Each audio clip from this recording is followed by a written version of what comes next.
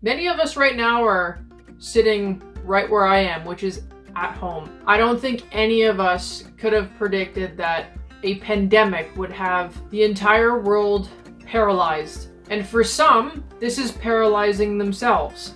They don't know what to do. They don't know how to cope with the new way of life. Even though it may be temporary, it still can be really, really scary for a lot of people, but it doesn't have to be. And this is what I want to tackle in this video. A lot of us right now are going day to day in a what we call a default mindset, which is a mindset that's been created and instilled in us since we were kids, and is it has stuck with us our entire lives.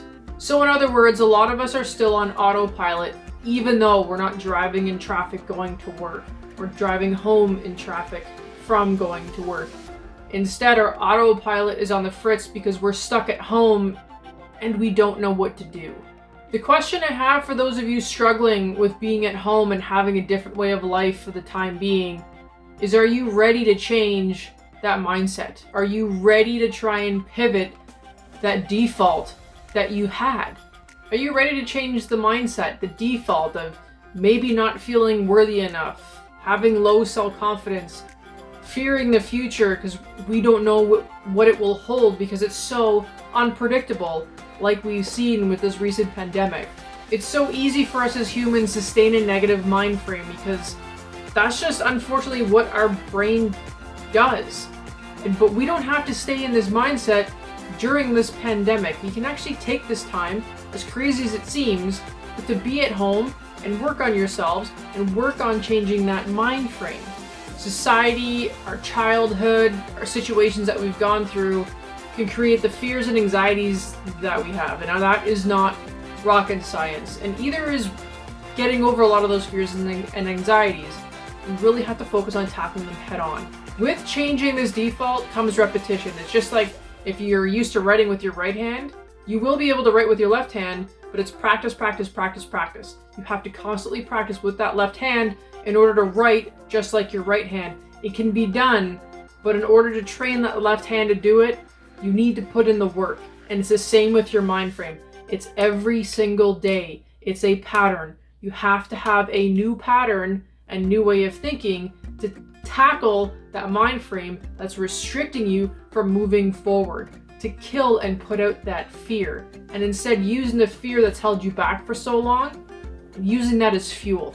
Like, listen, ultimately, you are in control. The thinking pattern that's going through your head, you're in control.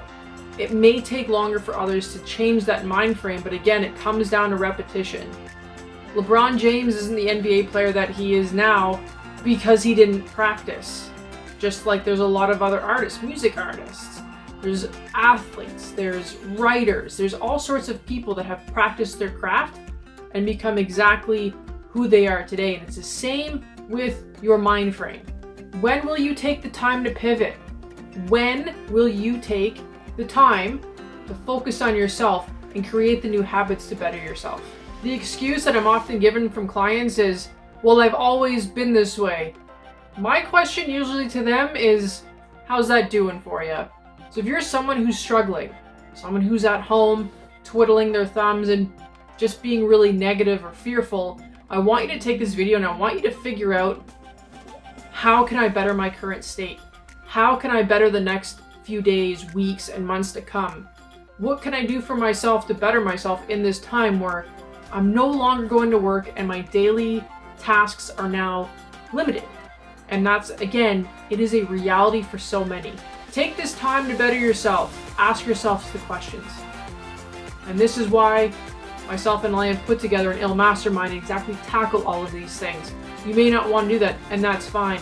Take this video, write down what your worries are, write down what your fears are, and then ask yourself why you are fearful of those things.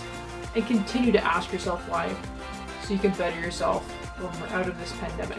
So I hope everyone is taking care of themselves, staying safe and staying healthy. Comment below and let us know what you're most fearful about and what your biggest pain point is.